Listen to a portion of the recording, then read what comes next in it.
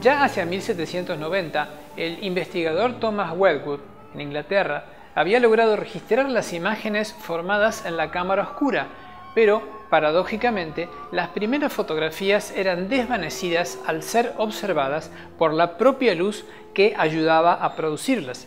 El problema principal consistía en fijar las imágenes y que éstas no desapareciesen, y tardó casi 40 años en ser resuelto. A principios del siglo XIX, en el año 1824, el francés Nicéphore Niepce obtuvo unas primeras imágenes fotográficas que resultaron relativamente permanentes. La fotografía de Niepce más antigua que se conserva es una reproducción de la imagen conocida como vista desde la ventana en Le Gras, obtenida en 1826 con la utilización de una cámara oscura y una placa de peltre recubierta en betún. Cuando Niepce empezó a investigar, necesitaba un poco más de 8 horas de exposición a la luz del sol para obtener sus imágenes. En 1827, Niepce se pone en contacto con Daguerre, quien se interesa por su invento e insiste en un acuerdo de trabajo para que le revele sus procedimientos, el cual logra firmar con Niepce antes de su muerte en 1833. ¿Quién era este Daguerre o Daguerre? Era un hábil diseñador y pintor de escenarios teatrales y ya había tenido mucho éxito en París con sus espectáculos de luz y sombra llamados dioramas, en los que combinaba pinturas, luces y accesorios teatrales para crear la ilusión de una realidad fantástica y en movimiento, que asombraba al público. Hoy diríamos que Daguerre era un hombre del mundo del espectáculo, a ese rubro pertenecía. Se cree que la idea de Daguerre, un hábil empresario, era utilizar la fotografía para lograr aún más realismo en sus espectáculos que tenían enorme éxito comercial.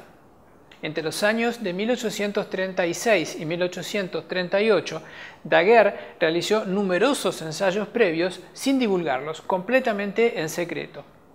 En abril de 1838, Daguerre obtuvo la conocida vista llamada Boulevard du Temple, con una exposición de 10 minutos.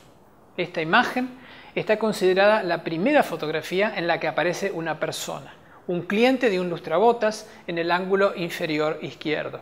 Podemos suponer que Daguerre puso en escena esta situación y se aseguró de la inmovilidad del hombre que estaba poniendo su pie en el cajón del lustrabotas. Se había resuelto entonces el problema de la fijación de las imágenes. Daguerre, sin embargo, no encontraba un método de ganar dinero con su creación, que era lo que más le interesaba, y de mantener al mismo tiempo un control sobre ella, por lo que no divulgaba su invento pese a tenerlo casi perfeccionado. Buscando asesoramiento, Daguerre se entrevistó con distintas personas notables.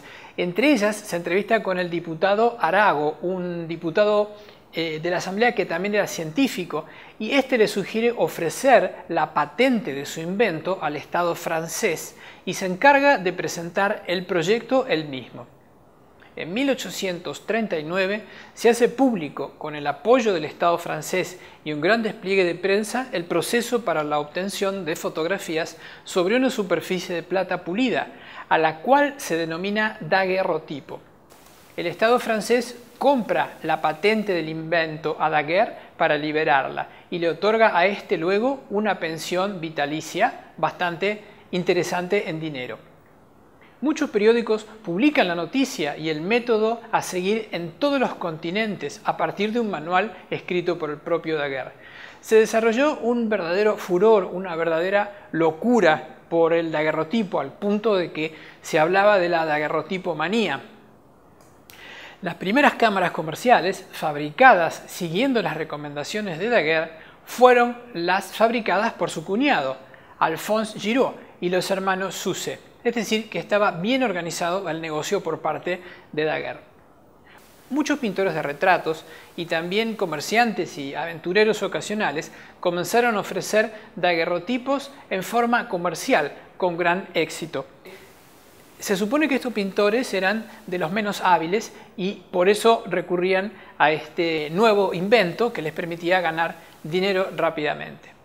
Los llamados retratos al daguerrotipo comenzaron a divulgarse entre la clase burguesa de la Revolución Industrial por ser mucho más baratos que los pintados al óleo por un artista, lo que dio un gran impulso y popularidad a esta nueva técnica. Pocos años después ya se hacían daguerrotipos en casi todos los lugares del mundo. ¿Cuáles son las características del daguerrotipo?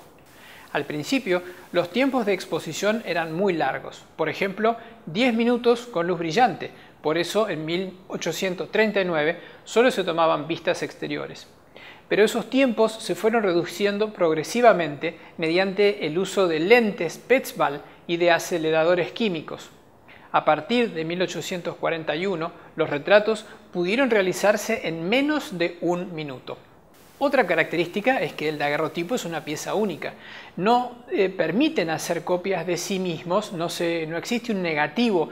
Cada daguerrotipo es a la vez negativo y positivo, pudiéndoselo ver de una forma o de otra de acuerdo al ángulo de observación y de incidencia de la luz que reciba. Pero un daguerrotipo se puede reproducir, como cualquier otra fotografía, fotografiándola de nuevo. Otra característica era que los vapores del mercurio que se utilizaba para hacer aparecer la imagen eran venenosos y son venenosos, y muchos daguerrotipistas sufrieron consecuencias graves en su salud. Las imágenes del daguerrotipo son frágiles y deben protegerse con un cristal. No se deben tocar fuera de su estuche o de su caja de protección porque indefectiblemente se dañan. Se deben conservar sin abrir los estuches. Generalmente, la imagen original está invertida lateralmente, como un espejo. En el caso de las vistas, es muy importante tener en cuenta que una imagen invertida puede producir errores en la identificación del lugar exacto de la toma.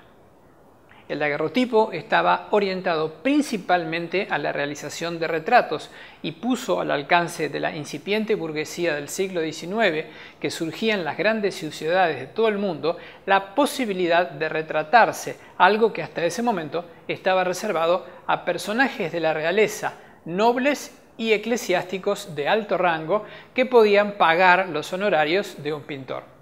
A partir de la invención del daguerrotipo, la humanidad podía detener el paso del tiempo y conservar la emoción de ver un rostro querido en un pequeño rectángulo de metal. Esto era solo el comienzo de una gran aventura.